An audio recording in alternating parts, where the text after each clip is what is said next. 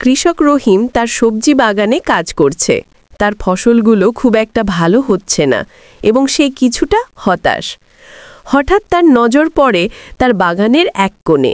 সেখানে একটি গাছের ডালে ঝলমলে সোনালি ফল ঝুলছে। ফলগুলো দেখতে আপেলের মতো, কিন্তু তাদের ঔজ্জ্বল্য অসাধারণ। রহিম অবাক হয়ে তাকিয়ে থাকে। সে কাছে গিয়ে একটা ফল হাতে নেয়। ফলটি খুব ভারী এবং তার থেকে একটা অদ্ভুত মিষ্টি গন্ধ বের হচ্ছে। রহিম ভাবতে থাকে, এগুলো কিসের ফল? আমি তো এই গাছ লাগাইনি। রহিম ছুটে যায় গ্রামের সবচেয়ে জ্ঞানী মানুষ কাদা কাকার কাছে। সে কাদা কাকাকে সোনালি ফল দেখায়। কাকা ফলটি দেখে প্রথমে একটু চমকে যায়, তারপর হাসেন।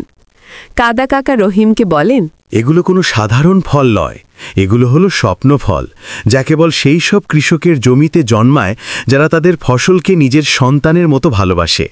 এই ফলগুলো শুধু খাদ্য নয়, আনন্দেরও উৎস। রহিম বাজারে পৌঁছাবে। তার সোনালি ফলের ঝুড়ি দেখে অনেকে ভিড় করে। একজন লোভী ব্যবসায়ী এগিয়ে এসে খুব কম দামে ফলগুলো কিনতে চায়। রহিম কাদা কাকার কথা মনে করে। সে লোভী ব্যবসায়ীর লোভী চোখ দেখে বুঝতে পারে যে এই ব্যক্তি তার পরিশ্রমকে সম্মান দেবে না। এগুলো কোনো সাধারণ ফল নয়, এগুলো হলো স্বপ্ন ফল, যা কেবল সেই সব কৃষকের জমিতে জন্মায় যারা তাদের ফসলকে নিজের সন্তানের মতো ভালোবাসে।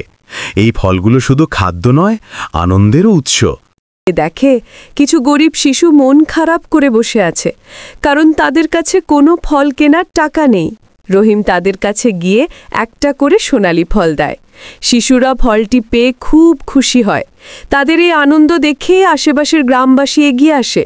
তারা রহিমের এই উদারতা দেখে মুগ্ধ হয় এবং নিজেরাই রহিমের কাছে এসে ন্যায্য দামে ফল কিনতে